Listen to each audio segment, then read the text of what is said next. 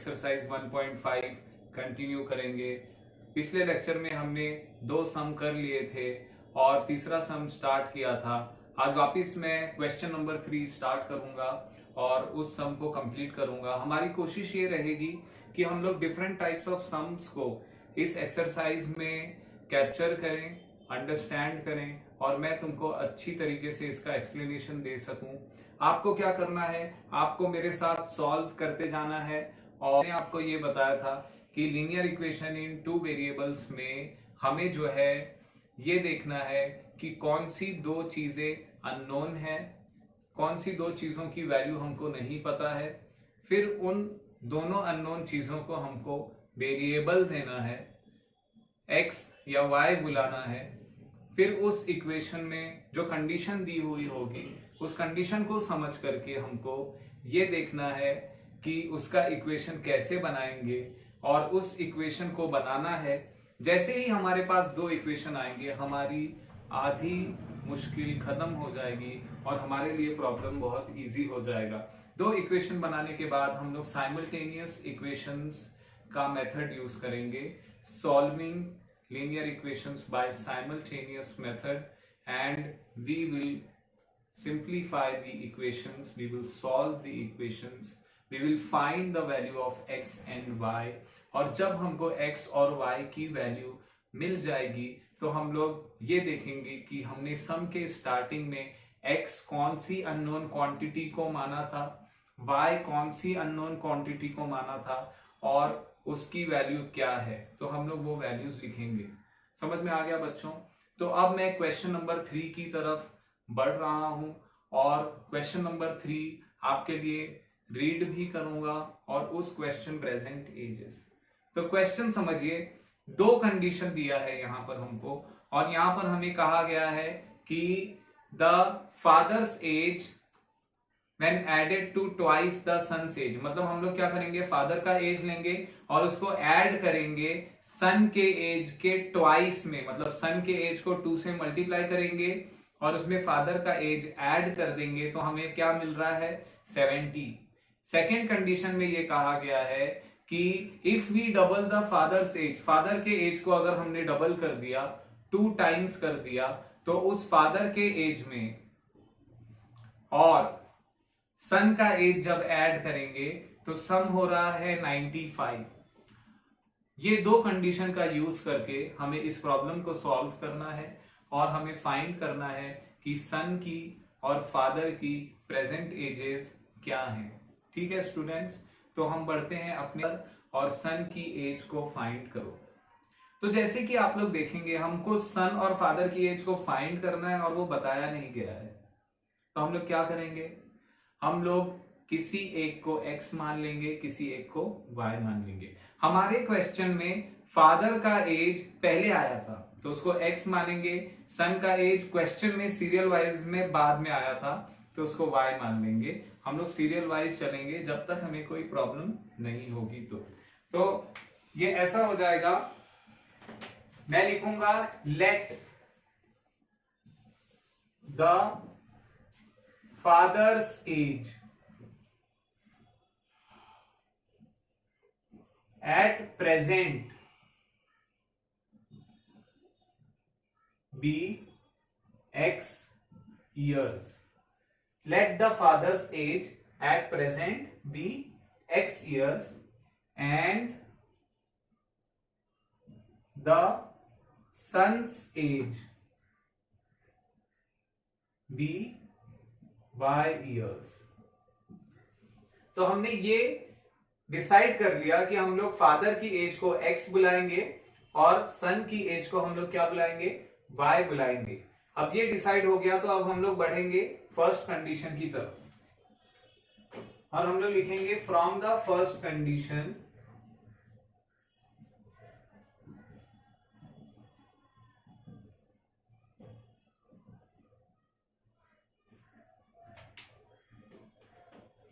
What was the first condition? क्या थी first condition, the father's age, the sum of the father's age to twice the age of his son is 70। ये पहली condition थी। पहली condition में क्या है, सबसे पहले बोला है sum, and sum means addition. Okay, अब किसका सम है ये आगे बताया। The sum of the father's age, father's age क्या है, एक्स है, तो हम लोग लिखेंगे एक्स। ये किसमें सम हो रहा है, to twice the son's age, तो सन के एज के ट्वाइस में हम लोग ऐड करेंगे, और सन का एज क्या है स्टूडेंट्स, y है, तो 2y इज 70, इज की जगह हम लोग लिखेंगे इज इक्वल टू, और आ गया 70। ये हो गया हमारा इक्वेशन 1। समझ में आ गया बच्चों। तो पहली कंडीशन से हमने इक्वेशन बना दिया, the sum of the father's age and twice the son's age x plus 2y is equal to 70, पहला इक्वेशन है फ्रॉम फर्स्ट कंडीशन। अब हम लोग सेकेंड कंडीशन देखेंगे और समझने की कोशिश करेंगे कि यहां पर क्या होगा। तो हम लोग लिख देते हैं from the second condition, from the second condition, listen to me carefully. Second condition क्या है students, let us see. Second condition ये थी कि if we double the father's age and add it to the son's age, तो इस बार हम लोग father की एज को डबल कर रहे हैं और किसमें ऐड कर रहे हैं, सन्स की एज में। सन की एज क्या है स्टूडेंट्स, y है एक्चुअली,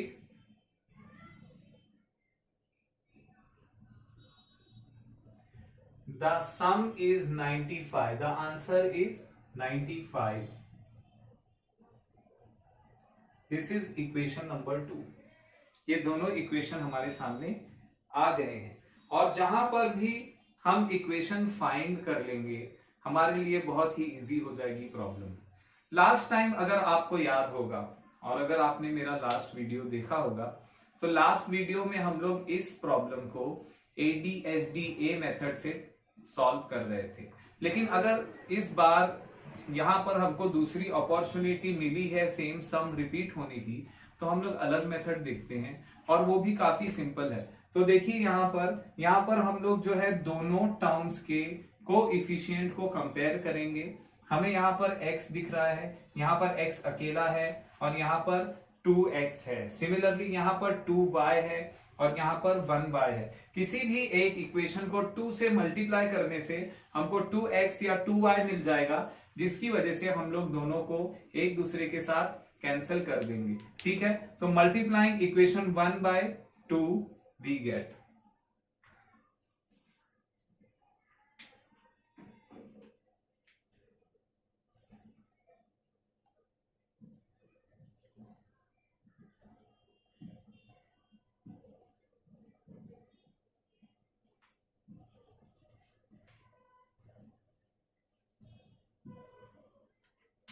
जब हम लोग इक्वेशन 1 को 2 से मल्टीप्लाई करेंगे तो हमें क्या मिलेगा, x multiplied by 2 is equal to 2x। बीच में प्लस साइन है। 2y multiplied by 2 is equal to 4y is equal to 70 multiplied by 2, 70 2 जा 140। ये हो जाएगा इक्वेशन नंबर 3। समझ में आ गया बच्चों। तो इस इक्वेशन को आप लोग कॉपी कीजिए, इक्वेशन नंबर 3। अब अगर हम लोग इक्वेशन नंबर 3 को इक्वेशन नंबर 2 से कंपेयर करेंगे, तो यहां पर भी हमारे पास 2x है और यहां पर भी हमारे पास 2x है। तो ये 2x और ये 2x को एक दूसरे के साथ हम लोग इजीली कैंसिल कर सकते हैं। समझ में आ गया बच्चों। तो आप लोग इसको लिखिए, 2x से कैंसिल हो जाएगा। और हमने ये देखा कि यहां पर 2x है, यहां पर 2x है। मेरा सवाल आपसे ये है कि इस 2x की और इस 2x की साइन सेम है क्या? तो आप कहेंगे हाँ, साइन सेम है। और जब भी कभी दोनों की साइन सेम होगी तो हम लोग क्या करते हैं, हम लोग सब्ट्रैक्ट करते हैं। तो जब भी हम लोग दो चीजों को, दो इक्वेशन को सब्ट्रैक्ट करेंगे तो हम लोग ये देखने की कोशिश करेंगे कि कौन सा इक्वेशन ग्रेटर है, कौन सा इक्वेशन स्मॉलर है। अगर हम लोग ये दोनों इक्वेशन कंपेयर करें तो सिंपली हम लोग इसके राइट हैंड साइड को अगर कंपेयर करेंगे तो यहाँ पर हमें 140 नजर आ रहा है और यहाँ पर 95 नजर आ रहा है। This means equation number 3 is greater. और जब भी कभी ग्रेटर होगा तो हम लोग ग्रेटर में से स्मॉलर इक्वेशन को मल्टीप्लाई करते हैं। तो मैं लिखूंगा subtracting equation 2 from equation 3। Is that clear students? Let us continue.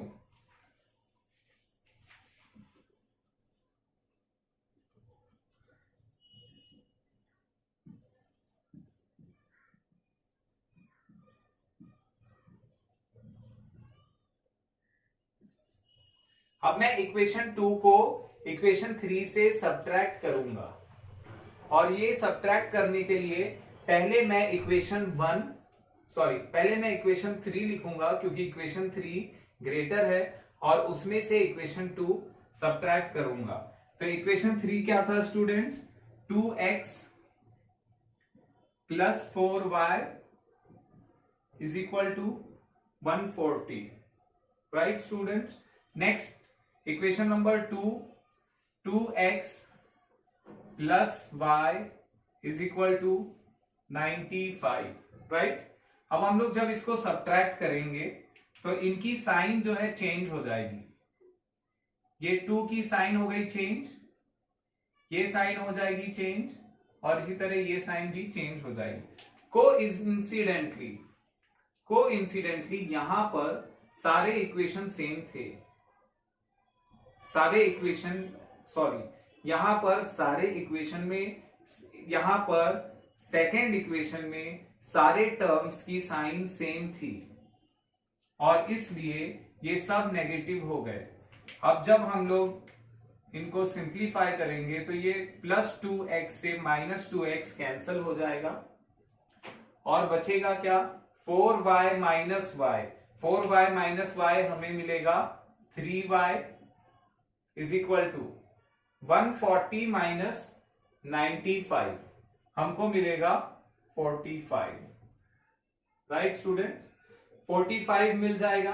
अब हम लोग क्या करेंगे, ये 3 को इज इक्वल टू के ये साइड लेकर के आ जाएंगे। Therefore y is equal to 45 divide by 3, right? 3 1 जा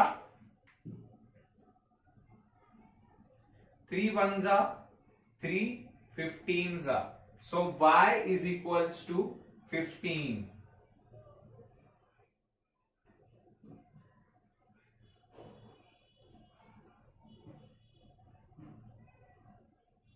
अब हमारे पास y की वैल्यू आ गई तो अब हम लोग क्या करेंगे, y की वैल्यू को यूज करके हम लोग x की वैल्यू फाइंड आउट करेंगे।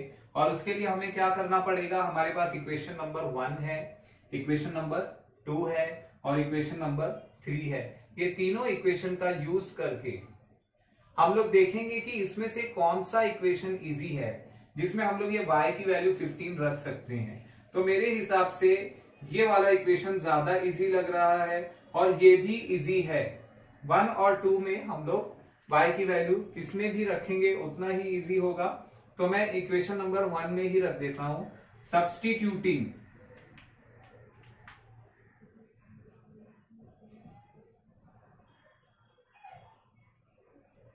y is equal to 15 in equation 1 we get। अब यहां पर देखिए आप लोग ध्यान से, इक्वेशन नंबर 1 में हम लोग y की जगह पर क्या रख रहे हैं, 15 रख रहे हैं। Therefore यहां पर आएगा x plus 2 multiplied by y की जगह क्या रख रहे हैं, 15 is equal to 70। Therefore x plus 15 2s are 30 is equal to 70, right students? ये प्लस 30 यहां पर आएगा, 70 minus 30, therefore x is equal to 40। Is that clear? So आप लोग अगर ध्यान दें तो हमको y की वैल्यू मिल गई है, x की वैल्यू मिल गई है, और हम लोग देखेंगे कि x क्या था, y क्या था। तो यहां पर देखिए x क्या है, let the father's age at present be x years and the son's age be y years. x की वैल्यू क्या आ गई थी, x की वैल्यू 40 आ गई थी, y की वैल्यू कितनी आ गई थी, 15 आ गई थी। तो अब हमें क्या करना है, हमें लास्ट में फाइनल आंसर लिखना है, बस हमारा सम जो है सॉल्व हो गया। तो हम लोग यहां पर लिखेंगे देयरफॉर, पहले हमने फादर्स एज x माना था तो x की वैल्यू पहले लिखेंगे। Therefore the father's as is 40 years and the son's age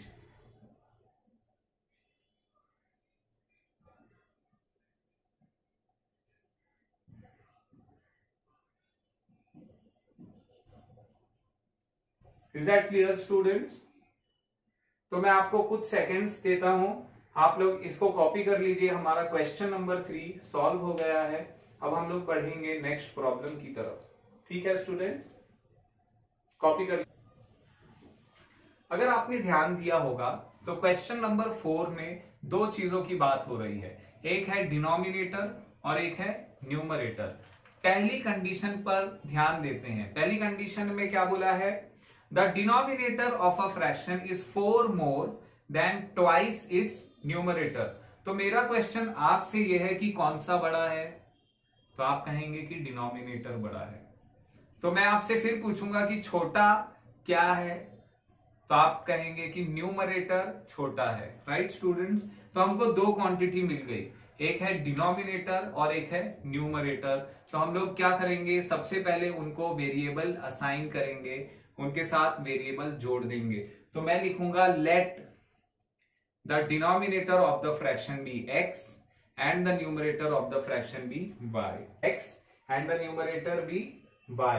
तो हमारे पास ये डिनोमिनेटर और न्यूमरेटर आ गए, हमने दोनों को अज्यूम कर लिया, एक x हो गया और एक y हो गया। अब हम लोग बढ़ते हैं फर्स्ट कंडीशन की तरफ। तो क्या हो जाएगा, from the first condition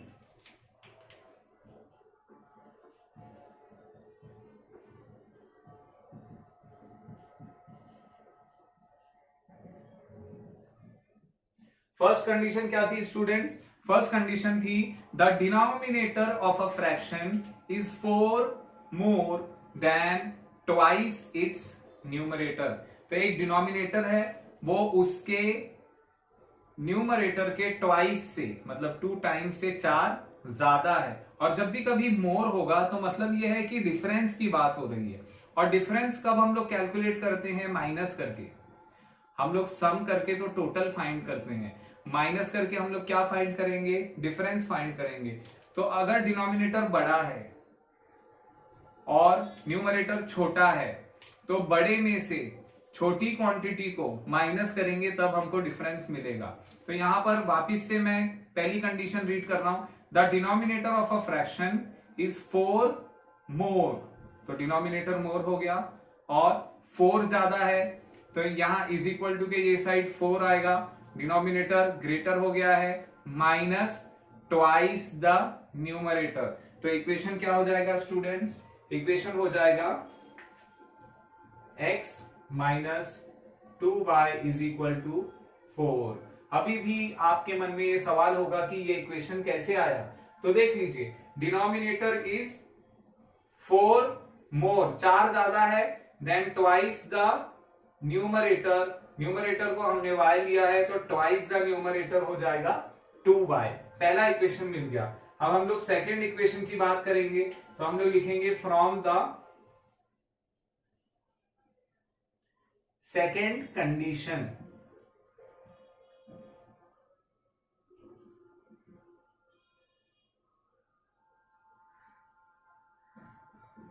from the second condition. अब सेकेंड कंडीशन क्या है स्टूडेंट्स, एक बार वापिस रिपीट करता हूं मैं, denominator becomes 12 times the numerator, if both the numerator and the denominator are reduced by 6. वापिस से स्टेटमेंट सुन लीजिए. Denominator becomes 12 times the numerator if numerator and the denominator are reduced by 6. एक तीसरी बार, the denominator becomes 12 times the numerator if the numerator and the denominator are reduced by 6. तो हम यहां देख लेते हैं. यहां पर हमारा जो डिनोमिनेटर ऑफ द फ्रैक्शन है वो है x. अगर हम लोग इसको 6, इसमें से 6 रिड्यूस करेंगे तो क्या हो जाएगा, x माइनस 6. इसी तरह हमारा न्यूमरेटर है y. अब जब इसमें से 6 रिड्यूस करेंगे तो क्या हो जाएगा, y माइनस 6.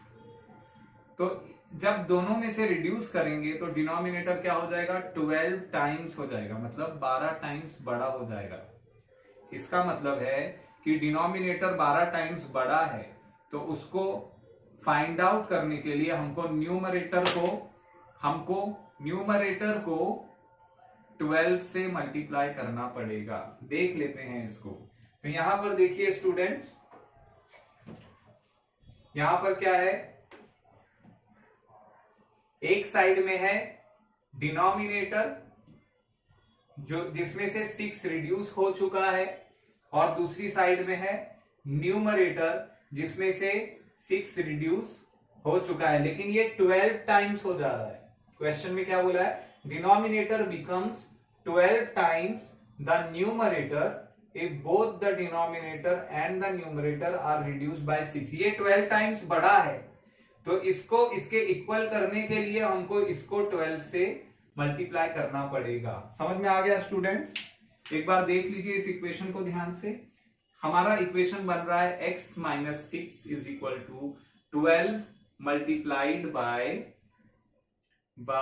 माइनस 6. ऑलराइट, अब हमको इस इक्वेशन को सिंप्लीफाई करना है और इस फॉर्म में लेकर के आना है. जब हम लोग इस इक्वेशन को इस फॉर्म में लेकर के आ जाएंगे तो हमारा इक्वेशन सिंप्लीफाई हो जाएगा. उसके बाद हम लोग साइमल्टेनियस मेथड यूज करके इस इक्वेशन को सॉल्व करेंगे.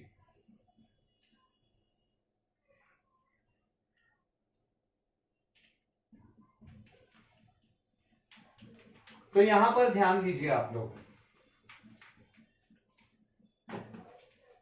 यहां ध्यान दीजिए. Therefore, यहां पर कोई नंबर नहीं है मल्टीप्लाई करने के लिए, तो हम लोग ये ब्रैकेट ओपन करेंगे, x minus 6 is equal to, right, 12 multiplied by y, 12y minus 12 6 how much students, 72, right. अब ये देखिए, ये x यहां पर है, 12 या यहां 12y यहां आएगा तो माइनस 12y हो जाएगा, माइनस 6 यहां पर आएगा तो प्लस 6 हो जाएगा, और यहां पर था माइनस 72 प्लस 6. इसको और आगे हम लोग सिंप्लीफाई कर देते हैं. x minus 12y is equal to, मैं आपको इस चैप्टर में बार बार एक ही चीज रिपीट करके बताता हूं कि जब भी कभी दो नंबर आएंगे जिनकी साइन अपोजिट होगी तो हम लोग बड़े नंबर में से छोटा नंबर माइनस करेंगे. 72 माइनस 6 कितना हो जाएगा, कितना हो जाएगा स्टूडेंट्स, 66 हो जाएगा. और 66 में आगे साइन कौन सी आ जाएगी, बड़े नंबर की साइन आ जाएगी माइनस 66, और ये इक्वेशन हो जाएगा इक्वेशन नंबर 2. तो अब अगर आप लोग ध्यान दें तो हमारे पास दो इक्वेशन आ गए हैं और दोनों को अब हम लोग कंपेयर करेंगे. तो पहला इक्वेशन अगर हमने देखा होगा, ध्यान दिया होगा आपने, तो x minus 2y is equal to 4. दूसरा इक्वेशन है x minus 12y is equal to minus 66. यहां पर भी x है और यहां पर भी x है. ये x से इस x को हम लोग कैंसल कर सकते हैं, और उसके लिए हम लोग क्या करेंगे, देखेंगे कि इस x की साइन क्या है, प्लस साइन है. इस x की साइन क्या है, प्लस साइन है. दोनों की साइन सेम होने की वजह से हम लोग क्या करेंगे, हम लोग सबट्रैक्ट करेंगे. तो यहां पर अगला स्टेटमेंट मैं क्या लिखूंगा, सबट्रैक्टिंग इक्वेशन 2 from 1। 2 from 1 क्यों लिख रहा हूं? क्योंकि ये इक्वेशन जो है ये छोटा है, यहां पर नंबर बड़ा दिख रहा है हमको, लेकिन उसकी साइन माइनस होने की वजह से ये 4 से छोटा हो जाएगा। तो हम लोग लिखेंगे सब्ट्रैक्टिंग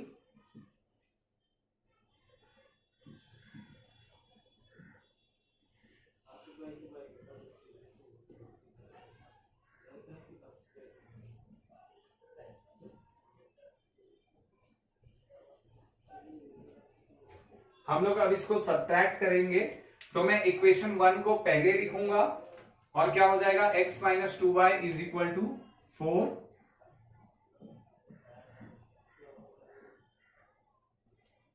नेक्स्ट क्या हो जाएगा स्टूडेंट्स?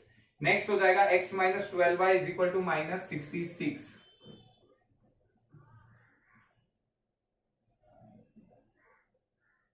अब हम लोग क्या कर रहे हैं, हम लोग सब्ट्रैक्ट कर रहे हैं, तो मैं यहां पर माइनस करूंगा, साइन चेंज हो जाएगी,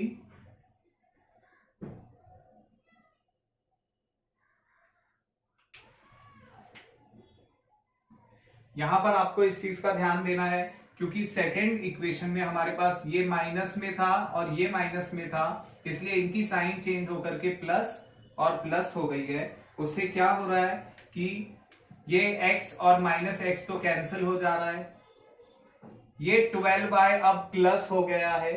अब ये प्लस 12y में से माइनस 2y करेंगे तो हमको मिलेगा 10y इज इक्वल टू, ये है प्लस 66 और ये 4, दोनों की साइन प्लस है तो ऐड हो जाएगा और ये क्या हो जाएगा, 66 plus 4 is equal to 70।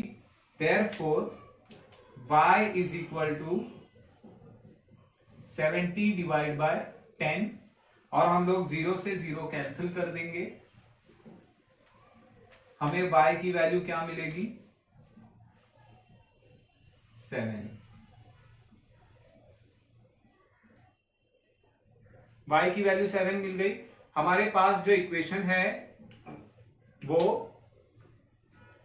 Equation जो है, हमारे पास जो इक्वेशन बचा है उसमें हम लोग y की वैल्यू सब्स्टिट्यूट कर देंगे। ठीक है बच्चों, तो ध्यान दीजिए, हम लोग इस दोनों इक्वेशन में देखेंगे कौन सा इजी है। तो ये वाला इक्वेशन हमें काफी सिंपल दिख रहा है as compared to this equation, तो मैं बोलूंगा substituting y is equal to 7 in equation 1।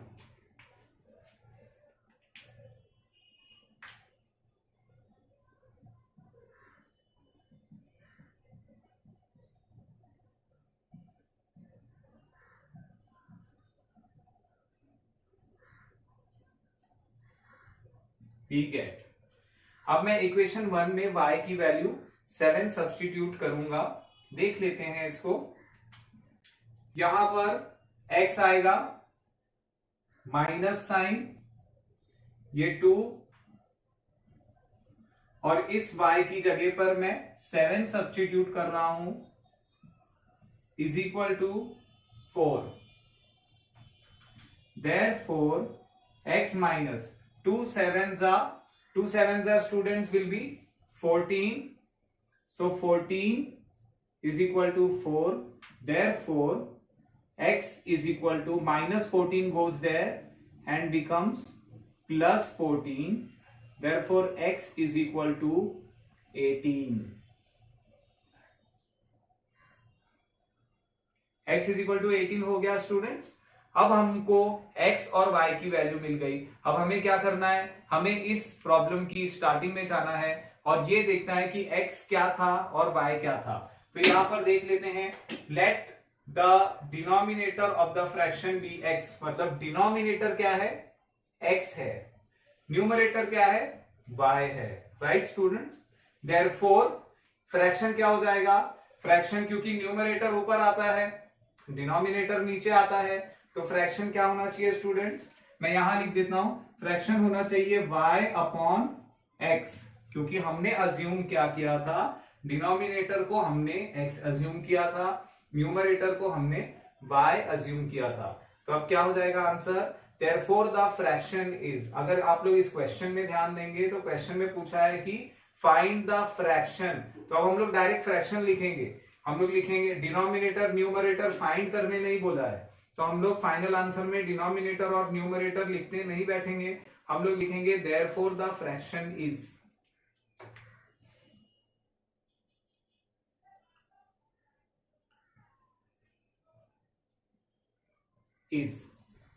Alright. x की जगह पर क्या आएगा, x की जगह पर आएगा 18, y की जगह पर आएगा 7। समझ में आ गया स्टूडेंट्स? ठीक है, आप लोग इसको लिख लीजिए।